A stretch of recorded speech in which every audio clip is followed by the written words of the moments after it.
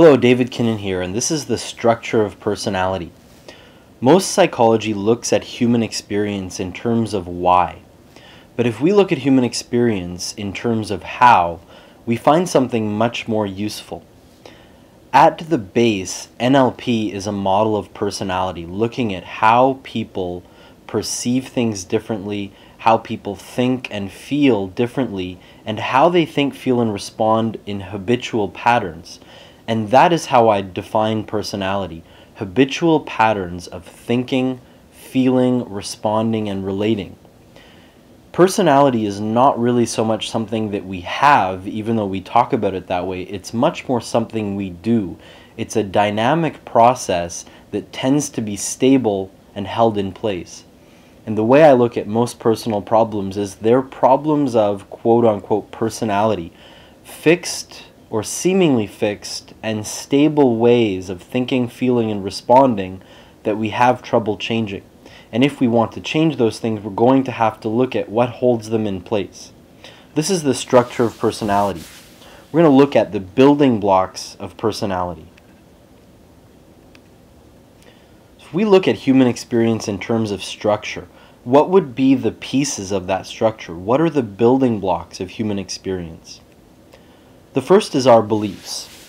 We go through life looking for what is true about reality, and depending on where we grow up, what society, what economy, what time period, what parents we have, what religion we're brought up in, we will take on different beliefs. A belief is a decision about what is true. And going through life, we take on these beliefs. We're making decisions, though unconsciously. A belief is a generalization about reality based on limited evidence and limited experience. But once we take on a belief, to us it's true, and it acts as a command to the nervous system, telling us how to think, how to feel, and how to respond. Most of our beliefs are unconscious. We're not really aware of them, and they are generalizations that we don't tend to question, especially if they're unconscious. If we're not aware of them, how can we question them? We will instead look for evidence to confirm them, and we will defend them. And this is one of the things that holds personality in place. Next is our values. Just like we go through life and we make decisions about what is true, we make decisions about what is important. Some examples of values: some people might value security, other people might value success more than security, wealth, joy, peace, contribution, others. All kinds of different values that are organized in a hierarchy. The values we put at the top will really shape our personality. Someone whose top value is learning, for example, will have a very different life than someone whose top value is fun. Someone whose top value is contribution will have a very different life than someone whose top value is personal gain. So our values. Next are memories. We go through life and we sort of collect memories and experiences. We have experiences that are then stored as memories. And memories can function as a template in the mind, hidden in the back of the mind, out of awareness, telling us how to think, feel, and respond. A great example of that, when I've worked with people who have fear of public speaking, there's often a memory of a very young age, some kind of embarrassing experience in school, standing up in front of the class in grade 6 and getting laughed at. And so here, today, in the now, when they go to public speak, what is informing their mind and their emotions is that old memory, though they're not aware of it. So we'll have templates, powerful imprints about relationships, about success and achievement, about family, about our emotions, about ourself, that are informing us and informing our personality. Next is time encoding, and though I haven't found a better way of labeling this, time encoding refers to the way we think about and experience time. So if you consider for a moment, some people tend to live in the past, other people tend to live in the future, always thinking about what there is to do next or where they want to get to. And then there's other people who are really, really in the present. And what gives us those different ways of being and relating to time is an internal structure about time, which once we can explore, once people become aware of the way they encode time, it usually leads to some profound revelations and gives them more choice and more freedom. We can actually change this time encoding with techniques using the timeline, as it's called in NLP. When we change the timeline, that person will have a very rapid shift in emotion and thinking. Then we have needs. Everyone has a number of psychological needs. So, for example, one of those needs is certainty. We all have a need for certainty. We need to know that when we get up in the morning, the sun's going to come up and the ground is going to be beneath our feet. Another need we all have is significance. We all need a sense of personal worth and self-esteem and a need to know that we're important. The way we find to meet these needs will shape our personality, and the importance we give to one need over another will shape our personality. Someone who values certainty very highly will probably be very different from someone who values significance very highly. Someone whose highest need is growth will also be different than the other two. Intentions is next, and intentions includes our objectives and our desires. Our intentions guide our life. So someone who goes through life with the intention of learning might be very different than someone who goes through the life with the intention of being safe. Someone might have the intention, for example, sitting in a seminar of proving the speaker wrong, and someone else might have the intention of just getting something new. We tend to have overarching intentions as we go through life that really shape our experience, and we're not aware of them. Someone might go through life with the hidden intention of avoiding hurt and pain. And though they don't really wake up and think, oh, I'm going to do a really good job today of avoiding hurt and pain. Someone else might go through life with the intention of getting what they want. Will shape their life experience without them really realizing it. Then we have language. We take in information through our senses and we translate it into words. Once we've done that, we don't really differentiate between the experience and the words. We don't realize that the words are not the experience. And we use words like depression, anxiety. We could even use words like love, power, without realizing that those are not the experience itself.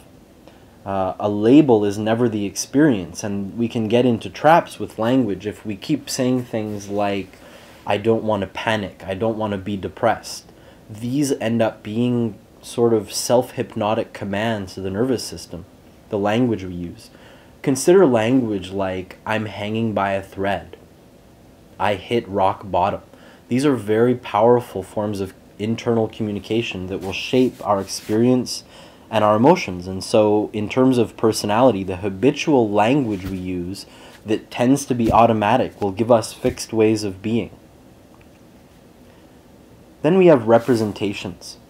We take in information and we play that information on the screen of our mind. We have pictures in our mind, sounds and words in the mind. The habitual representations we make in our mind shape our personality and inform our emotions.